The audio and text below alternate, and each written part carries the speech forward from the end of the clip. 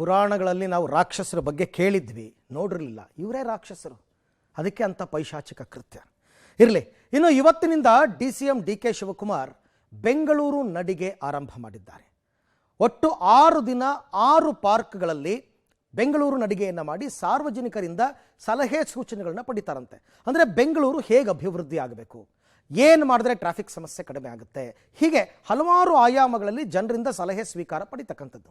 ಇವತ್ತು ಮೊದಲನೇ ದಿನ ಲಾಲ್ಬಾಗ್ನಲ್ಲಿ ಸುಮಾರು 3 ಗಂಟೆಗಳ ಕಾಲ DKಶಿ ಅವರು ಸುಮಾರು ಜನರ ಪ್ರಶ್ನೆಗಳನ್ನ ಕೇಳಿದ್ರು, ಸಲಹೆ ಸೂಚನೆಗಳನ್ನ ಪಡ್ಕೊಂಡ್ರು. ಕೆಲವರು ಪಬ್ಲಿಕ್ಸು DKಶಿಗೆ ಪ್ರಶ್ನೆಯನ್ನು ಕೇಳಿದ್ರು, ಅದಕ್ಕೆ ಅವರು ಉತ್ತರ ಕೊಟ್ಟರು. ಸೊ ಮೊದಲ ದಿನದ ಬೆಂಗಳೂರು ನಡಿಗೆ ಹೇಗಿತ್ತು ಹಾಗಾದರೆ ಬನ್ನಿ ನೋಡೋಣ. ಲಾಲ್ಬಾಗ್ನಲ್ಲಿ DKಶಿಯಿಂದ ಬೆಂಗಳೂರು ನಡಿಗೆ. ಬೆಂಗಳೂರಿಗರ ಸಮಸ್ಯೆ ಆಲಿಸಿದ DCM DK. ಉಪಮುಖ್ಯಮಂತ್ರಿಗೆ ಜನರಿಂದ ಹಲವು ಪ್ರಶ್ನೆ, ಸಲಹೆ. ಬೆಂಗಳೂರಿನಲ್ಲಿ ತಡರಾತ್ರಿ ಸುರಿದ ಮಳೆ ಹಲವು ಅವಾಂತರಗಳನ್ನು ಸೃಷ್ಟಿಸಿದೆ. ಈ ಮಧ್ಯೆ ಲಾಲ್ಬಾಗ್ನಲ್ಲಿ ಬೆಂಗಳೂರು ನಾಗರಿಕರ ಸಮಸ್ಯೆಯನ್ನು ಆಲಿಸಲು ಸ್ಪಂದಿಸಲು DCM DK ಶಿವಕುಮಾರ್ ವಿನೂತನ ಕಾರ್ಯಕ್ರಮವನ್ನು ಹಮ್ಮಿಕೊಂಡಿದ್ರು. ಲಾಲ್ಬಾಗ್ನಿಂದ ಬೆಂಗಳೂರು ನಡಿಗೆ ಕಾರ್ಯಕ್ರಮವನ್ನು ಆರಂಭಿಸಿದ DKಶಿಗೆ GBA ಮುಖ್ಯ ಆಯುಕ್ತ ಮಹೇಶ್ವರ್ ರಾವ್, GBA ಆಡಳಿತಾಧಿಕಾರಿ ತುಷಾರ್ ಗಿರಿನಾಥ್, GBA ಕೇಂದ್ರ ಪಾಲಿಕೆ ಆಯುಕ್ತ ಚೋಳನ್ ಸೇರಿದಂತೆ ಹಲವು ಅಧಿಕಾರಿಗಳು ಸಾಥ್ ಕೊಟ್ಟರು. ಬೆಂಗಳೂರು ನಡಿಗೆ ಕಾರ್ಯಕ್ರಮದಲ್ಲಿ DCM DKಶಿಗೆ ಜನರು ಹಲವು ಪ್ರಶ್ನೆಗಳನ್ನು ಕೇಳಿದರು. GBA ಬಳಿಕ ಜನರೊಂದಿಗೆ ಬೆರೆಯಲು, ಜನರ ಸಮಸ್ಯೆಗಳನ್ನು ಆಲಿಸಲು DKಶಿ ಮುಂದಾಗಿದ್ದಾರೆ. ಲಾಲ್ಬಾಗ್ ಟನಲ್ ಬಗ್ಗೆ DKಶಿಗೆ ಪ್ರಶ್ನೆ, ಲಾಲ್ಬಾಗಿಗೆ ಧಕ್ಕೆ ಆಗದಂತೆ ಜನರ ಮನವಿ. ಇನ್ನು ಲಾಲ್ಬಾಗ್ನಲ್ಲಿ ಟನಲ್ ಬಗ್ಗೆ ಭಾರಿ ಚರ್ಚೆ ಆಗ್ತಾ ಇದೆ. ಇದರ ಬಗ್ಗೆಯೇ ಜನರು ಸಹ DKಶಿಗೆ ಪ್ರಶ್ನೆ ಮಾಡಿದ್ದಾರೆ. ಸ್ಥಳೀಯ ವೆಂಕಟೇಶ್ ಎಂಬುವರು ಲಾಲ್ಬಾಗ್ ಬಳಿ ಟನಲ್ ಬರ್ತಾ ಇದೆ ಅಲ್ವಾ, ಇದು ನಿಜಾನಾ, ಉತ್ತರಿಸಿ ಅಂತ ಹೇಳಿದ್ದಾರೆ. ಇದಕ್ಕೆ ಉತ್ತರ ಕೊಟ್ಟ DKಶಿ, ಬೆಂಗಳೂರಿಗೆ ಟನಲ್ ರಸ್ತೆ ಬೇಕಾಗಿದೆ. ಟನಲ್ನ ಒಂದು ಭಾಗ ಲಾಲ್ಬಾಗ್ನಲ್ಲಿ ಹಾದು ಹೋಗಲಿದೆ. ಲಾಲ್ಬಾಗ್ನಲ್ಲಿ ಒಂದೇ ಒಂದು ಮರ ಕಡಿಯೋದಕ್ಕೂ ಕೂಡ ನನಗಿಷ್ಟ ಇಲ್ಲ. ಆದರೆ ಇಲ್ಲಿ 50 ಮೀಟರ್ ಟನಲ್ ಹಾದು ಹೋಗಲಿದೆ. ಆದರೆ ಲಾಲ್ಬಾಗ್ಗೆ ಇದರಿಂದ ಯಾವುದೇ ಹಾನಿ ಆಗಲ್ಲ ಅಂತ ಹೇಳಿ ತಿಳಿಸಿದ್ದಾರೆ. ಜನ ಜಾಸ್ತಿ ಇವಾಗ ಆ ಟನಲ್ ಪ್ರಾಜೆಕ್ಟ್ ಇಂದ ಕೆಲವು ಲಾಲ್ಬಾಗ್ ಕೆಲವು ಏರಿಯಾ ಒಂದು ಸ್ವಲ್ಪ ಇದಾಗುತ್ತೆ ಅಂತ ಹೇಳ್ತಾ ಇದ್ದಾರೆ. ಸೊ ಅದರದ್ದು ಕ್ಲಾರಿಟಿ ಒಂದು ಸ್ವಲ್ಪ ಕೊಟ್ಟರೆ. ನಾವಿರೋದು ಪ್ರಾಬ್ಲಮ್ನ ಸಾರ್ಟ್ ಔಟ್ ಮಾಡೋಕ್ಕೆ. ಇದೊಂದು ಹಿಸ್ಟಾರಿಕ್ ಜಾಗ.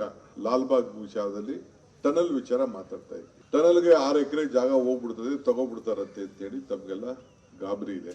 ನಾನು ಆ ಸ್ಪಾಟಿಗೆ ಹೋಗಿ ನೋಡ್ತೀನಿ. ಈ ಜಾಗ ಹಿಸ್ಟಾರಿಕ್, ಒಂದು ಮರನೂ ಕೂಡ ನನಗೆ ಹಾಳು ಮಾಡಕ್ ನಂಗೆ ಇಷ್ಟ ಇಲ್ಲ. ನಾನು ಹಳ್ಳಿಲಿ ಬೆಳೆದವನು, ಮಾರ್ಬೋಕ್ಯ. ಆದರೆ ಕೆಲವು ಸಂದರ್ಭದಲ್ಲಿ ವಿಧಿ ಇಲ್ಲದೆ, ಕೆಲವು ಸಂದರ್ಭದಲ್ಲಿ ಕೆಲವು ಡಿಸಿಷನ್ಸ್ ತಗೊಳ್ಬೇಕಾಗ್ತದೆ.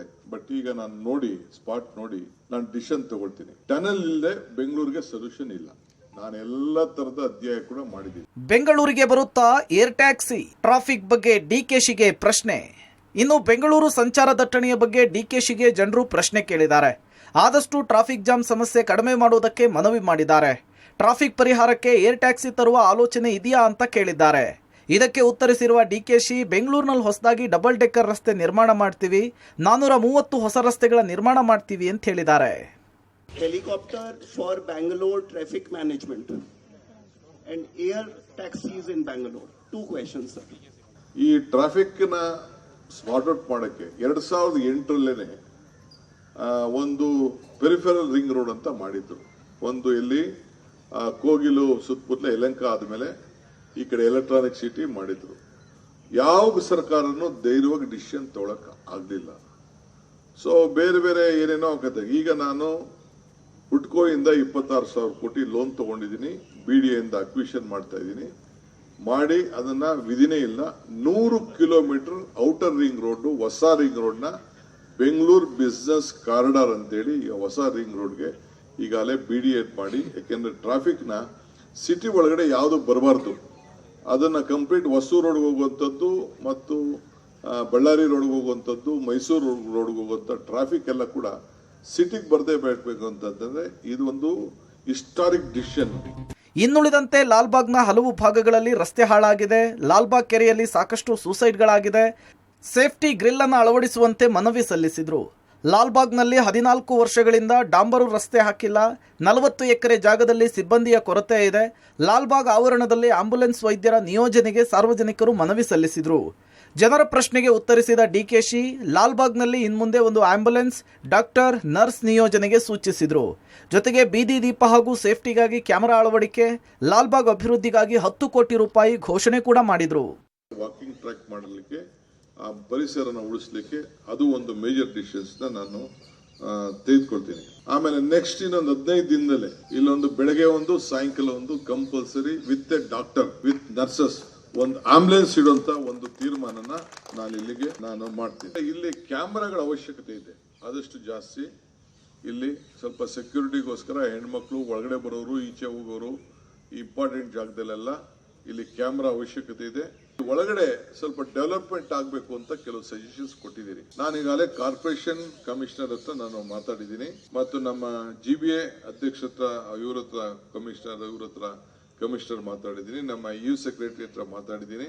ಇದೇ ವೇಳೆ ಸಿಎಂ ಕುರ್ಚಿ ಕದನದ ಬಗ್ಗೆ ಮಾತನಾಡಿದ ಡಿಕೆಶಿ ಸಿಎಂ ಆಗೋದಕ್ಕೆ ನನಗೆ ಆತುರ ಇಲ್ಲ ಅಂತ ಹೇಳಿದ್ದಾರೆ.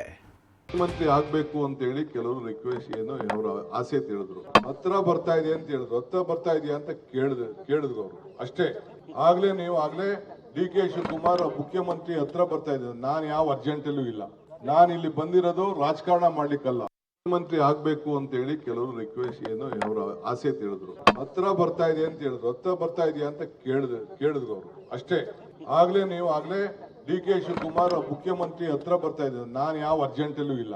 ನಾನು ಇಲ್ಲಿ ಬಂದಿರೋದು ರಾಜಕಾರಣ ಮಾಡ್ಲಿಕ್ಕಲ್ಲ. ಒಟ್ಟಾರೆ ಡಿಕೆಶಿ ಬೆಂಗಳೂರು ನಡಿಗೆಗೆ ಸಾರ್ವಜನಿಕರಿಂದ ಉತ್ತಮ ರೆಸ್ಪಾನ್ಸ್ ಸಿಕ್ಕಿದೆ. ಇನ್ನು ನಾಳೆ ಯಶವಂತಪುರ JP ಪಾರ್ಕ್ನಲ್ಲಿ ಬೆಂಗಳೂರು ನಡಿಗೆ ನಡೆಸುವುದಕ್ಕೆ DK ಶಿವಕುಮಾರ್ ನಿರ್ಧರಿಸಿದ್ದಾರೆ. Madesh, public TV, Bengaluru.